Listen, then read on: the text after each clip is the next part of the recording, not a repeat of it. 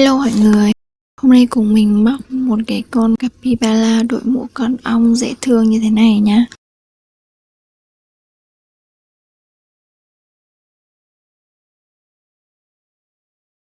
Về cái phần thân và cái dáng mũ này thì mình có làm video rất là chi tiết ở phần trước rồi, các bạn có thể quay lại đó xem. Kể cả cái phần túi hoa quả này mình cũng đã làm một cái video rất là chi tiết. Tất cả các video trên thì mình sẽ ghi ở phần mô tả, các bạn hãy quay lại đấy xem nhé.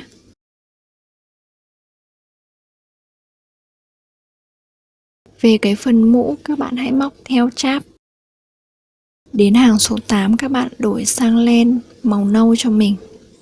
Tiếp tục hàng số 9 các bạn lại đổi sang len màu vàng.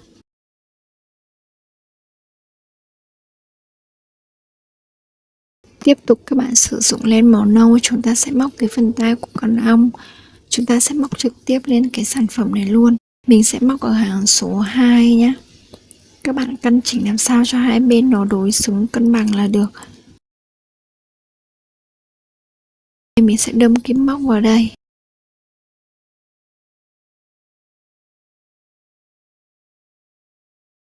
Sau đó lên 4 mũi xích.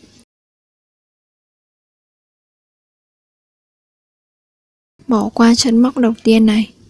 Bắt đầu móc từ chân móc thứ hai, tổng cộng là 3 mũi trượt.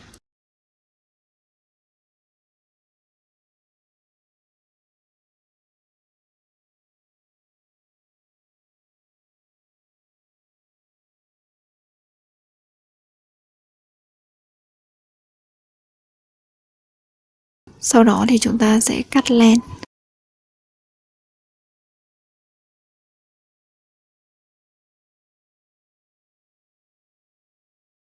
Tương tự với phía bên này các bạn cũng sẽ móc lặp lại giống cái phía bên mình vừa móc này.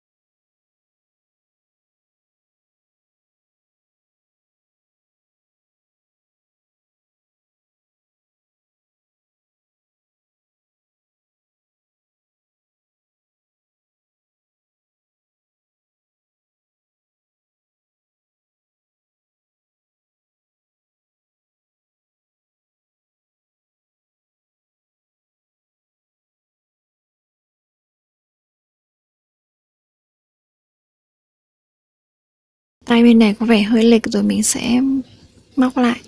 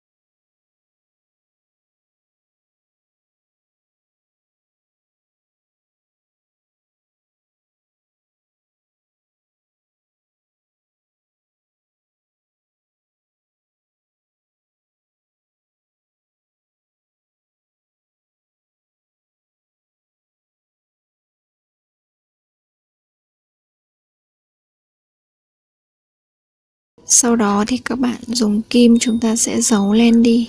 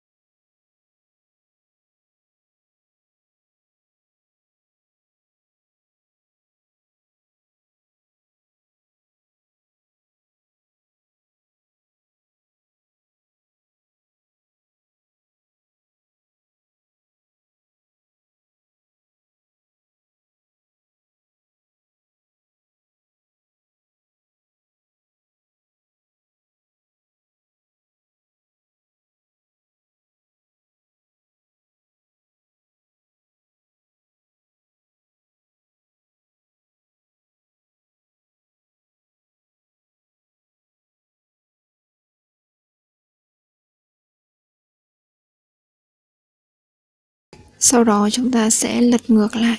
Chúng ta sẽ buộc chặt hai cái sợi len này lại.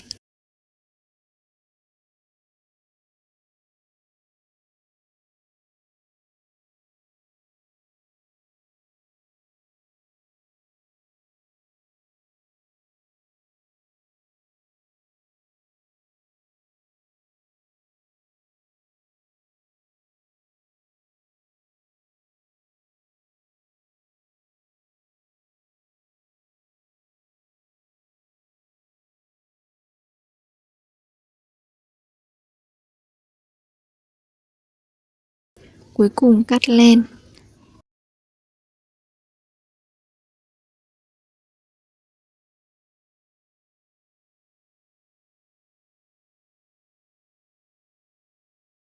Như vậy là chúng ta đã móc xong một cái mũ con ong dễ thương như thế này rồi.